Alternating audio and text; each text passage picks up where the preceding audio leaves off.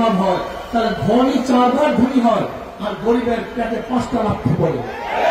আগে থেকে 1 লাখ টাকা ছিল না 1 লাথি, ব্যাংক থেকে 1 কোটি দেয় না 2 লাথি, তার লোন মাফ হয় না 3 লাথি, তার ইন্টারেস্ট মাফ হয় না 4 লাথি।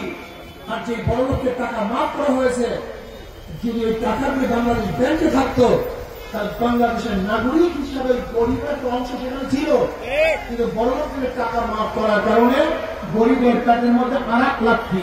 তাই গরিব লাথিকে 5টা, আর বড় লোক ধনী হয় 4 বার। বর্তমান অর্থনীতি কোনদিন গরিবকে ধনী বানাতে পারে না, বরং গরিবকে গরিব বানাবে, ধনীকে ধনী বানাবে। ইসলামী অর্থনীতি অ্যাপ্লাই করা হয়, ইসলামী অর্থনীতি প্রতিষ্ঠা করা হয়। আমি চ্যালেঞ্জ দিয়ে বললাম, আগামী 5-10 বছরের পরে একজন গরিবও গরিব অবস্থায় থাকবে না, সমস্ত দরিদ্র সীমার উপরে চলে যাবে। ইসলামী অর্থনীতি সব গরিবদের জন্য, জাকাত কাজের জন্য গরিবদের জন্য, ওষুধ কাজের জন্য গরিবদের জন্য, শিক্ষা কাজের জন্য গরিবদের জন্য, দাম কাজের জন্য গরিবদের জন্য, মানব কাজের জন্য, সবই গরিবদের জন্য। ইসলামী অর্থনীতি সব গরিবদের জন্য। গরিব বাবাদের বলবো, ভুল করছেন, ভুল করতেছেন।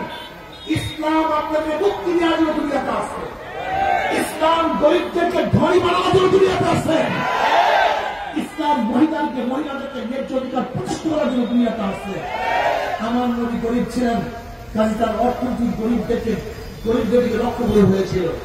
আমার নবী এতিম ছিলেন, তার অর্থনীতি ব্যবস্থা, সামাজিক ব্যবস্থা এতিমদের দিকে লক্ষ্য করি করা হয়েছিল। কাজে আসুন, ইসলামের মানে মুক্তি নাই, শান্তি নাই। ইসলাম অনুযায়ী দেশ চললে ইনশাআল্লাহ এদেশের মুসলমান, হিন্দু, গরিব, শ্রমিক, কুলি, মজদুর, মেতর, কৃষি, খামার সবাই শান্তি বসবাস করতে পারবে। তাই চাইলাম না ইসলাম হুকুমত হয়ে যাক। ইসলাম হুকুমতের জন্য আগামী নির্বাচনে আল্লাহ খোদা ভিড়, এই যে দেখেন শান্তির প্রতি সবাই